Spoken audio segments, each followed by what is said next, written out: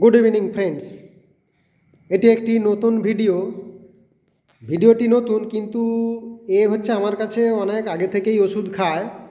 এর নাম হচ্ছে বর্ণালী দাস। আচ্ছা বর্ণালী, তুমি বলো আমার কাছে এখন কিসের জন্য এসেছো? জিভে ঘা হয়ে গেছে। বলছে জিভে ঘা হয়ে গেছে, তাহলে জিভটা একটু দেখাও, বড় করে বের করো। তো দেখছেন বন্ধুরা, এই রাইট সাইডে একটা সাদা স্পট মানে এটা হচ্ছে একটা ফাঙ্গাল ইনফেকশান।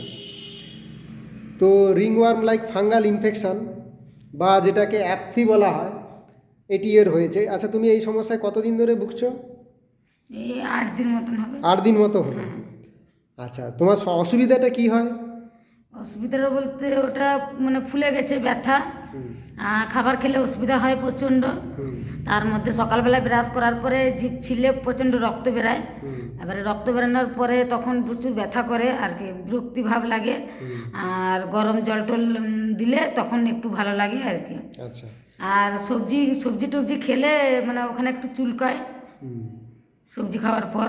এইটা হচ্ছে সমস্যা। হ্যাঁ, আর সারাদিন তো এমনি কথা বলতে গেলে অসুবিধা মনে হচ্ছে, যেন সেখানে একটা কি লেগে আছে, উপরে ফেলে দেই, কথা বলতে অসুবিধা হচ্ছে, এইরকম মনে হয়।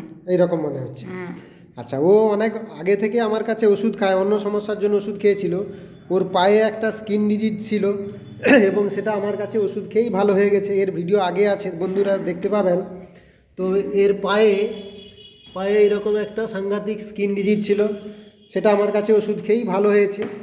তো ওকে সালফার দিয়েছিলাম, সালফার 0/1 থেকে 0/5 পর্যন্ত দিয়েছিলাম। তারপরে লাস্টে সরিনাম 201 ডোজ দিয়েছিলাম এবং তাতেই তার স্কিন ডিজিজটা ভালো হয়ে গেছে।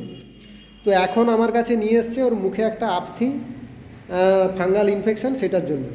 এবং ওর মুখ থেকেই শুনলেন বন্ধুরা, সকালবেলা ব্রাশ করে যখন জিভ ছেলে তখন ওখান থেকে প্রচুর ব্লিডিং হয়, রক্তপাত হয় এবং ব্যথা করে।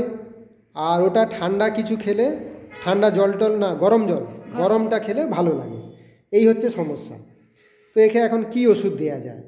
তো সিমটমস হচ্ছে এই, একটা হচ্ছে জিভের মধ্যে ফাঙ্গাল ইনফেকশান, যেটা কিনা ব্রাশ করার পরে জিভ ছিলতে গেলে ব্লিডিং হয়, ব্যথা করে এবং গরম জল খেলে বা গরম ওখানে দিলে আরাম লাগে।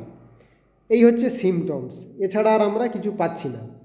এখন পেন রেপার্টরি যদি আমি দেখি, মাউথ, অ্যাপথি, টাং, এখানে অনেকগুলো ওষুধ আছে। তার মধ্যে বোরাক্স আছে ফার্স্ট গ্রেডে। এছাড়াও Lachesis, Mercurius, phosphorus, sulphuric acid, অনেকগুলো ওষুধ আছে। তো একে কি ওষুধ দেওয়া যায়? এখন ব্লিডিং টেন্ডেন্সি, অল্প জিভ ছেলার পরে রক্তপাত হয়, ল্যাকেসিস আছে, ফসফরাস আছে। কিন্তু ল্যাকেসিসের আর আদার্স অন্য কোনো সিমটমস নেই। ফসফরাসে আমরা ফিজিক্যাল মেকআপ পাচ্ছি না। ফসফরাসের আমরা দুটো সিমটমস পাচ্ছি, ডিজায়ার ফর সল্ট এবং অ্যাভারশন টু সুইটস। এছাড়া ফসফরাসের আর কোনো সিমটমস আমরা পাচ্ছি না। কিন্তু আমি একে এই মুহূর্তে বোরাক্স আপাতত দিব চিন্তা ভাবনা করেছি। তার কারণ বোরাক্সের মুখের মধ্যে যে অ্যাপথি বা বোরাক্সের যে অ্যাপথিটা হয়, সেটা হচ্ছে হোয়াইট ফাঙ্গাস লাইক গ্রোথ, সাদা ফাঙ্গাসের একটা গ্রোথ দেখতে পাওয়া যায় এবং যেটা কিনা bleed on touch and eating, অর্থাৎ স্পর্শ করলে বা খাওয়ার সময় ওখান থেকে ব্লিডিং হয়। স্পর্শ করলে ব্লিডিং হয়, কিন্তু জিভ ছিঁড়তে গেলে ব্লিডিং হয়। তাহলে বোরাক্সে আমরা ব্লিডিংটা পাচ্ছি এবং জিভটা সাদা হয়ে গেছে, হোয়াইট স্পট, সেটা বোরাক্সের মধ্যে পাচ্ছি। আর যেটা মাইন্ড সিমটমস আমরা পেলাম, যে ওর নিম্ন গতিতে প্রচণ্ড ভয় রয়েছে, সিঁড়ি দিয়ে উপরে উঠতে এবং নামতে দুটোতেই ভয়। কি বর্ণালী, তুমি এটা বলেছো তো?